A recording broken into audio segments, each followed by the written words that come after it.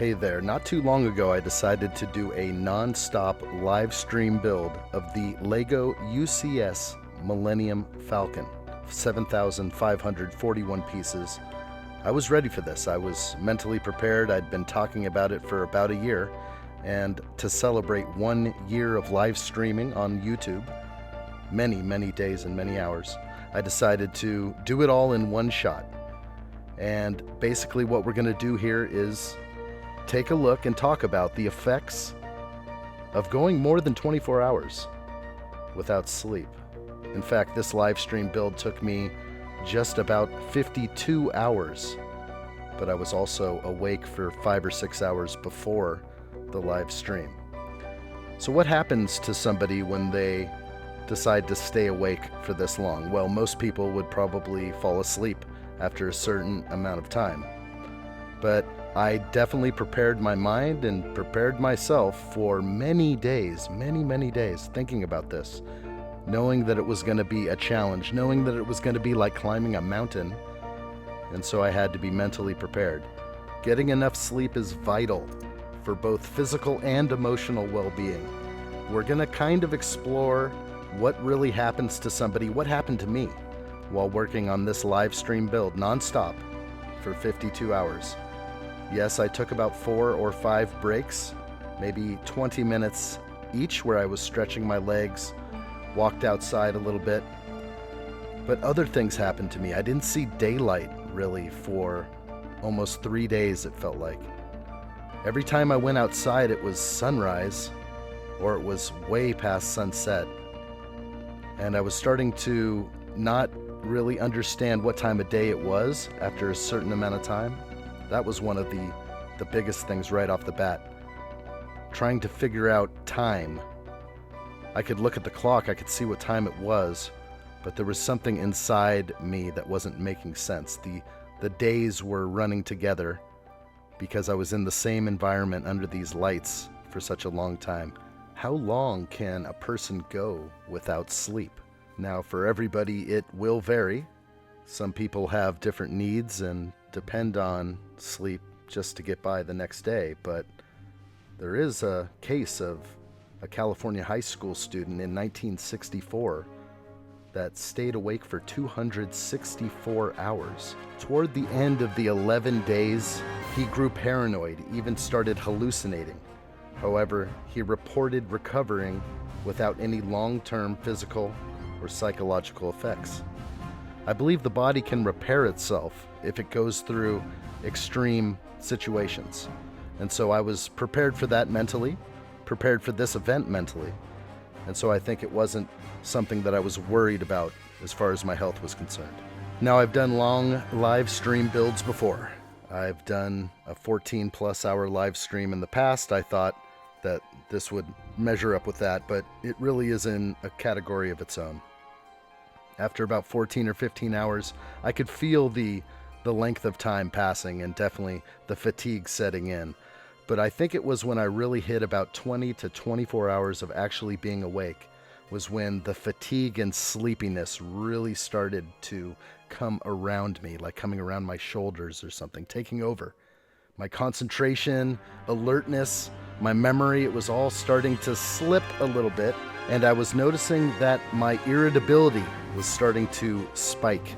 These small little builds were becoming a little bit more challenging as pieces were actually becoming harder to find. Now, I am in a completely safe and enclosed environment around me.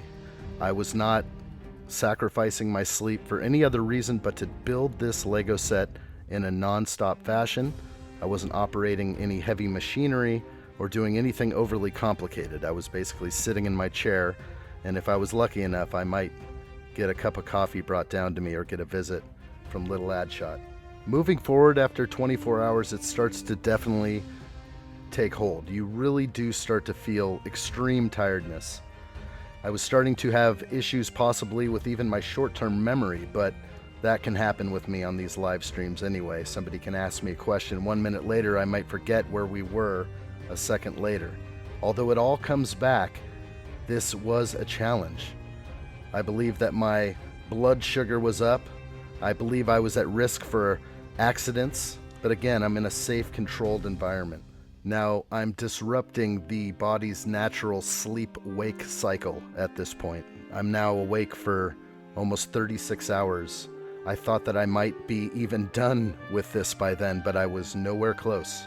And we continue because, again, I was mentally prepared for this, and I was going to stick it out no matter what. What happens, though, after 48 hours without sleep? The effects of sleep deprivation intensify the longer a person stays awake. After going without sleep for 48 hours, a person's cognitive performance will worsen. They will become very fatigued. There was one moment where I actually dozed off while putting two pieces together, and it was so fast and so instant, I actually woke myself up instantly and said, "I just fell asleep." Just kidding. I didn't want anyone to know that I had just nodded off. That was the only time it happened. It happened probably around the 37 to 40 hour mark. Finding that clip would be near impossible, but I am on a mission here. There's no stopping. We're going to get to the end of this build no matter what it takes. There were a lot of people online who were sticking it out with me, but I would never really put this on anyone. What I really was intending to do was have the viewers fall asleep only to wake up 8 hours later and to see me still going. And a lot of people did experience that. And for that, I'm very happy.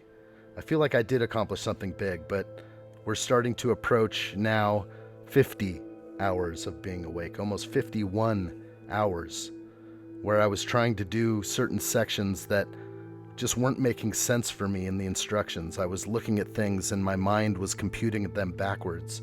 I would look at the table for my pieces and I wouldn't be able to decipher shapes and curves as I normally do. I usually think that I'm very fast sorting and putting away Lego.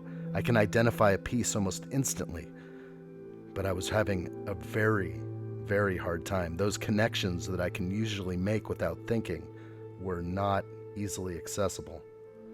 I was having severe concentration and memory issues. Multitasking began to get difficult as I started to ignore the chat and just try to get through the really tough section I was in. Being live in front of an audience does something different to you. It makes you think in the very instant moment, not to say something stupid or do something wrong that everyone's going to see for eternity. You're kind of on the hook for anything that you do live. But I was having extreme fatigue, and I was starting to develop a depressed mood about the difficulty of the build. But every time I looked back over at the Falcon, it was gorgeous, and I couldn't believe what I had put together. This is a very special set, and although I struggled through many parts of it, I got through it, and I continued to enjoy the conversation that was going on in the community as much as I could. This was the hardest part right here. No matter what I tried to do, I just couldn't quite understand what I was seeing on screen for the directions. I couldn't quite find the pieces without thinking they were missing and going into my personal Lego stash to dig up pieces I didn't need. In the end, I did finish. I got through almost 52 hours of live streaming straight.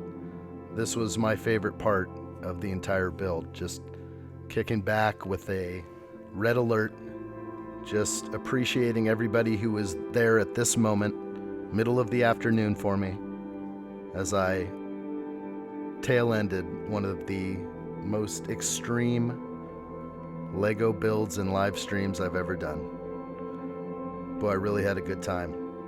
I ended up sleeping for 17 hours.